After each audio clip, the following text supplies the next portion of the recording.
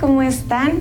El día de hoy les vamos a contar un cuento de alguien que seguramente conocen si son televidentes de hace tiempo, porque es una persona que colabora con Jalisco TV de manera regular y que en el pasado Festival de Papirolas fue el personaje del año. El día de hoy vamos a escuchar un cuento escrito e ilustrado por Memo Plastilina. Este es su primer trabajo como escritor y el segundo como ilustrador.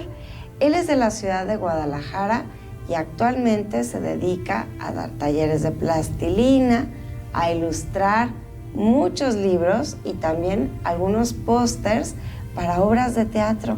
¿Se imaginan? Dedicarse a algo como la plastilina, algo que haces desde que estás chiquitito. Pues bueno, este libro se llama Pijama y ya descubriremos por qué y quién es Pijama. Así que escuchemos este cuento de la editorial española GU, escrito e ilustrado por Memo Plastilina. Pijama. A Mina le gusta leer una y otra vez sus libros favoritos. Se imagina que muchas de esas aventuras están sucediendo en ese momento fuera de su casa. Al mirar a la calle, inventa historias de lo que ve, de la tienda de flores, del repartidor de pan en su bicicleta, del perro que ladra a los pájaros, del árbol que se quedó atrapado en media avenida por no saber cruzar. Un día, escuchó un ruidito extraño en la ventana. Ta, ta, ta, ta, ta, ta, ta, ta, ta, ta, ta, ta. ¿Qué será? La abrió y un viento muy cálido, con aroma dulzón, naranja, vainilla, la hizo sonreír. De pronto, desde el cielo, un enorme gato, montado en una sombrilla, aterrizó sobre ella. «Me salvaste», dijo el felino. «Pensé que me estrellaría y perdería otra vida». Mina se puso muy atenta, pues sabía que siempre que un gato habla, algo extraordinario pasa. Aunque a ellos les gusta parecer simples animalitos inofensivos. ¿Ves aquella sombrilla? Se llama Mop. Móntate en ella y agárrate fuertemente, ordenó el gato. El viento sopló tan rápido y tan fuerte como si quisiera apagar las velas de un gran pastel, empujándolos fuera de la habitación. Cuando se quedaban calladitos y ponían atención, alcanzaban a escuchar un sonido muy gracioso, similar a un latido de corazón que hacía la sombrilla cuando el viento la empujaba. Mop, mop, mop, mop, y así sonaba. El gato le explicó a Mina que viajarían a 3 lugares, que ella anhelara con todo el corazón. ¿Anhelar?, preguntó Mina. Sí, recuerda las cosas que te hacen muy feliz y tendrás una pista del lugar a donde iremos, ayudó el felino. Recordó alguna vez que la piel se le puso chinita en un momento muy feliz. Pensaba que quizás eso sería anhelo y sonrió. Las nubes gordas los alcanzaron y envolvieron. Todo era blanco alrededor. Desde pequeñita jugaba a encontrar formas de animales en ellas, pero respirar las nubes era muy, muy refrescante. Menta, pensó. Mop comenzó a bajar hasta que tocaron el agua. Llegaron al océano y fueron invitados a la fiesta de las olas. El mar abrió su boca y los tragó para mostrarles sus colores, sus burbujas y sus sueños.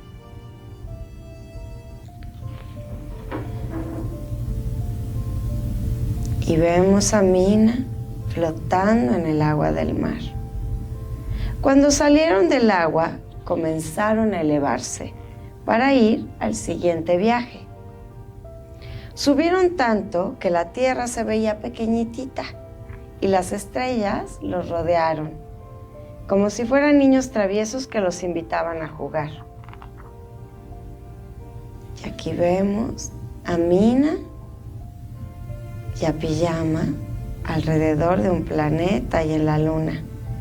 Mina no paraba de sonreír, recordando lo extraordinario de sus 2 viajes. Se sentía llena de anhelos. Impaciente, tomó al gato y montó en Mop, imaginando a dónde irían.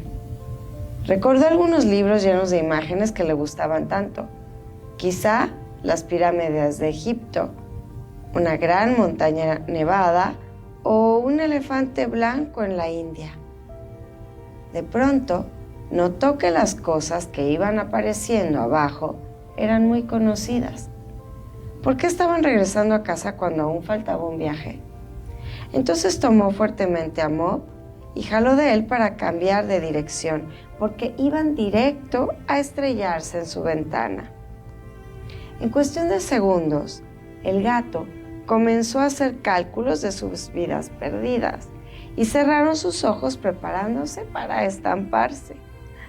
En ese momento, el papá de Mina abrió la ventana y, sin saberlo, todos aterrizaron en el siguiente anhelo. Desde ese día, Mina entendió que estaba rodeada de anhelos y que solo bastaba poner atención para poder encontrarlos. Su ventana siempre permaneció abierta para que hubiera más aventuras. Mop se fue a buscar personas que quisieran viajar y el gato encontró sus anhelos. Se quedó para siempre con Mina y ella le regaló un nombre.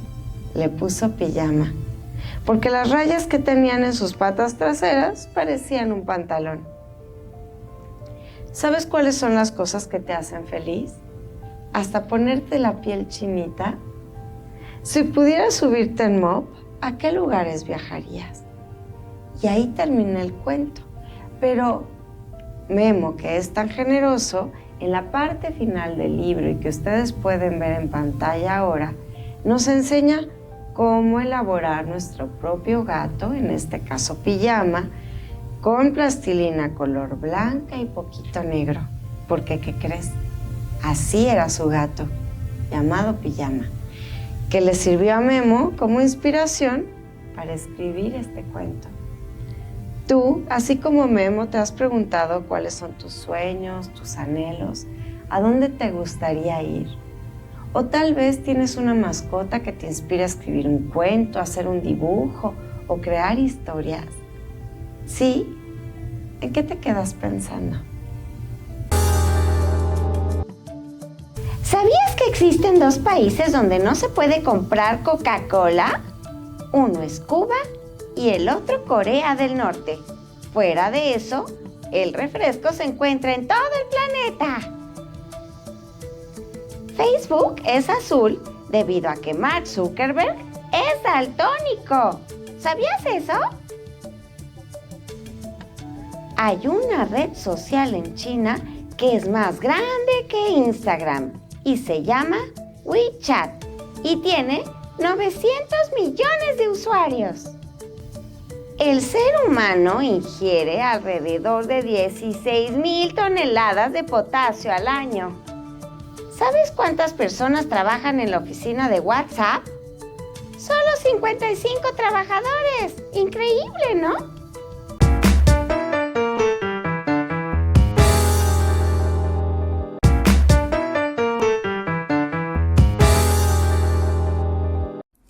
Observa con atención este cuadro. Y es que este es uno de los cuadros que se ha analizado más en la historia de la pintura. Y pareciera algo como muy normal, como nada fuera de lo normal, digamos. Como, es un cuadro donde hay 2 personas tomándose de la mano. Sí, pero vamos a observar, a ver. Esas 2 personas se toman de la mano porque son un matrimonio. El caballero, que usa un gran sombrero, sostiene la mano de su esposa, una mujer que se encuentra embarazada. Se trata del matrimonio Arnolfini y así es el nombre de esta pintura. Es un cuadro del pintor flamenco Jan van Eyck. Y bueno, ¿por qué es flamenco? ¿Acaso es español y baila? No. Aquellas personas que son originarios de Bélgica se les llama flamencos. Y el idioma también es en la mitad del país el francés y en la otra mitad es el flamenco. Este cuadro específicamente que estamos analizando el día de hoy es de 1434 y representa a Don Giovanni Arnolfini, que era un rico mercader, o sea, se encargaba de las compras, y su esposa Giovanna Cenami. Y ellos tuvieron su casa en la ciudad de Brujas, en Bélgica, entre 1420 y 1472. Pero ahora vamos a analizar esta pieza. Este es sin duda uno de los cuadros más importantes del autor. Además, es uno de los primeros retratos que no trata sobre vida de santos o que representaba una escena costumbrista. ¿Qué es una escena costumbrista? Como alguien cocinando, alguien en el campo. Este es un retrato. Y en esta pintura vemos a estas dos personas en primer plano, quiere decir muy cercanas a nosotros. Están en el interior de una casa, más específicamente en una alcoba, en una recámara. Como el retrato quiere mostrar a este matrimonio Arnolfini como dos personas muy ricas, el cuadro, el pintor quiso representar en el cuadro todos los objetos de lujo que vamos a conocer a continuación. A todos nos hace pensar el pintor que la mujer de la pintura, llamada Giovanna Cenami, que vivió en París y que era de una familia muy rica, bueno, el autor nos quiere hacer pensar, y eso te dije al principio, que esta mujer estaba embarazada. Sin embargo, esta pareja nunca pudieron tener un hijo. Sin embargo, el pintor quiso hacer parecer que ella estaba embarazada, no solamente porque se le ve un abultado vientre, sino que ella tiene una actitud como de bajar la cabeza y de acariciar el vientre con su mano izquierda, en señal de que está acariciando a su bebé que está en el vientre. La realidad también es que en la época gustaba de representarse a las mujeres en ese estado, embarazadas, pero no es el caso de este matrimonio de gente muy rica. Y podemos saber que son muy ricos también por la ropa que están usando. Es ropa muy cara. Y también hay algunos detalles en el cuadro. Por ejemplo, atrás del personaje masculino, atrás de Don Giovanni, hay unas naranjas. Las naranjas eran un producto muy caro que se mandaba del sur de Europa, por ejemplo, de Italia, de Grecia, de España, a las partes más al norte del continente europeo, como en este caso, Bélgica. Entonces, la gente que tenía naranjas en su casa es porque era muy rica, porque podía pagar el precio de esa fruta. También las naranjas simbolizan dinero, prosperidad, o sea que va a venir mucho dinero, pero también hacen una referencia, nos están diciendo a los que vemos el cuadro, que ese matrimonio se casaron en el Mediterráneo, donde hay muchas naranjas. Acuérdense que era un lujo comer naranjas en los países nórdicos de Europa. En el cuadro también vemos otro personaje. Está a los pies del matrimonio.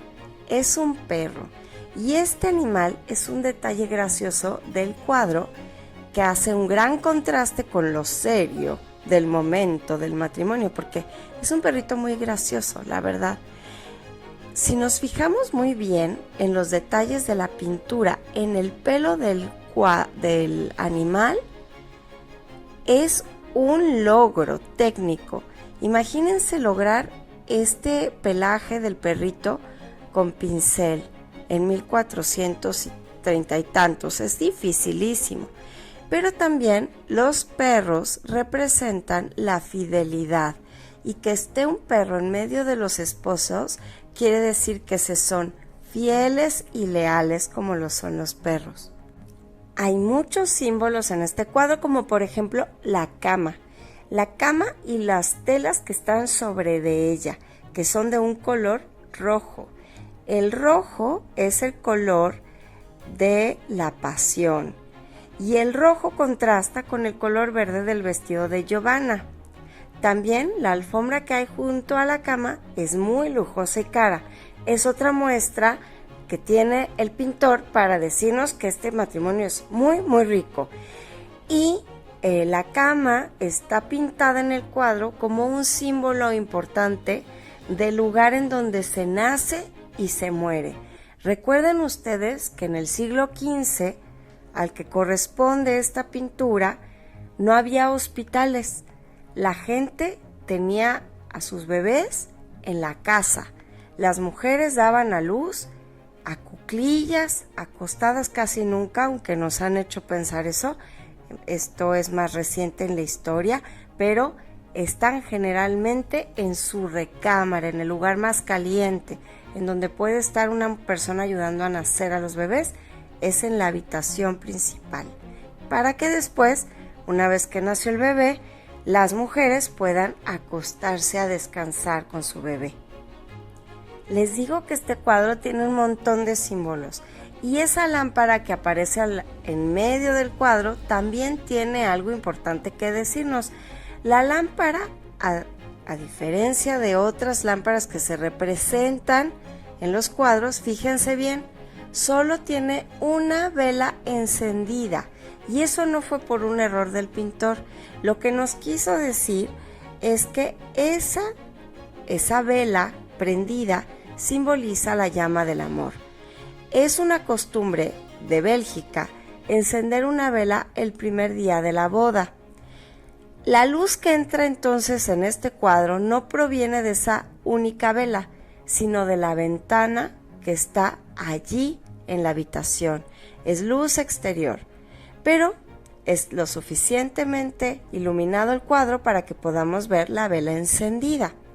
La vela también representa lo sagrado. En las iglesias hay velas, y a veces representar velas prendidas en los cuadros representa la presencia de una divinidad de Dios. Mucho se ha dicho que este cuadro representa el matrimonio, la boda de esta pareja, pero nos llama la atención porque la gente no se casa en una recámara, sino en una iglesia.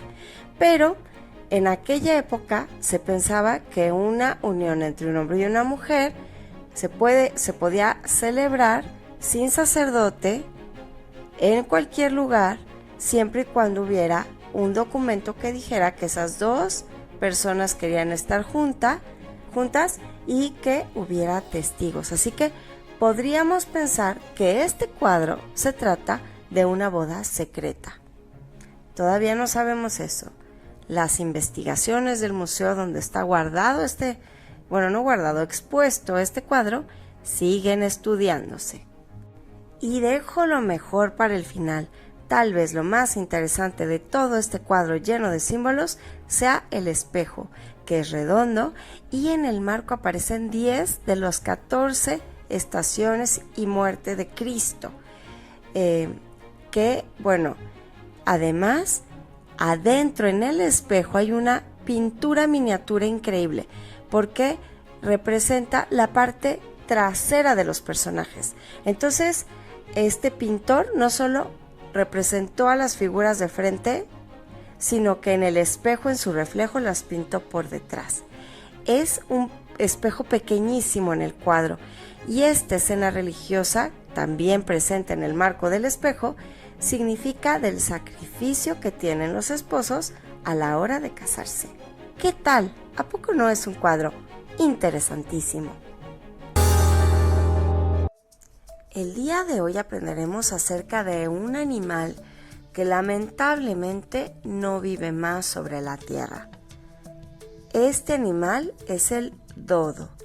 Es un ave extinta, no voladora, del tamaño más o menos de un pavo, de cabeza grande, pico ganchudo y patas robustas, que habitaba en algunas islas del Océano Índico, más específicamente en la isla Mauricio, cerca de Madagascar, en Asia.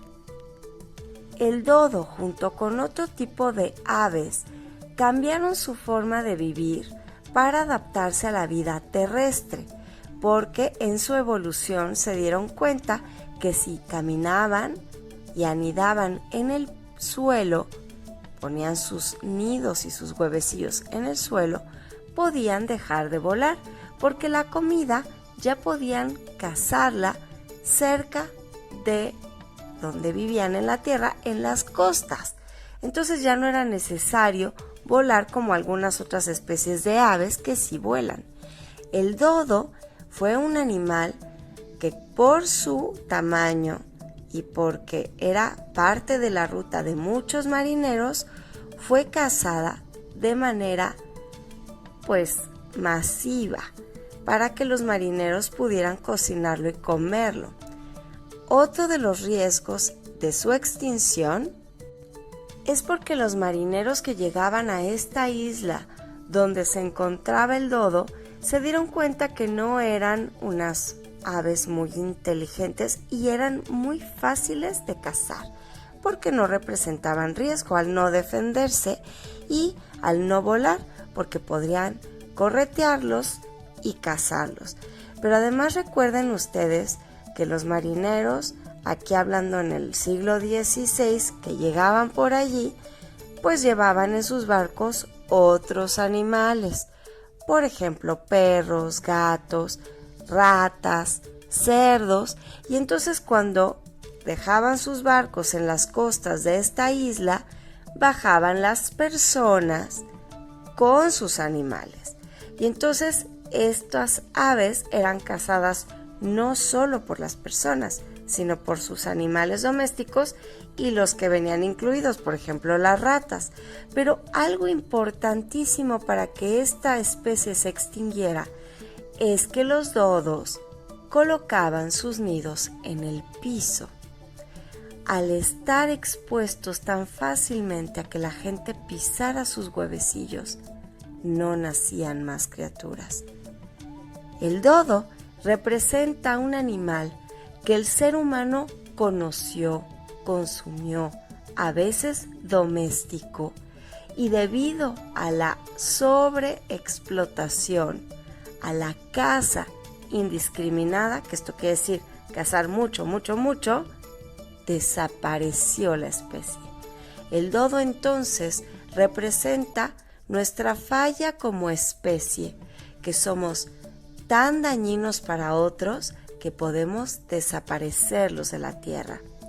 Ojalá los científicos logren crear a través de modificaciones genéticas una especie similar al dodo, para que pueda ocupar el lugar que un día tuvo en este planeta.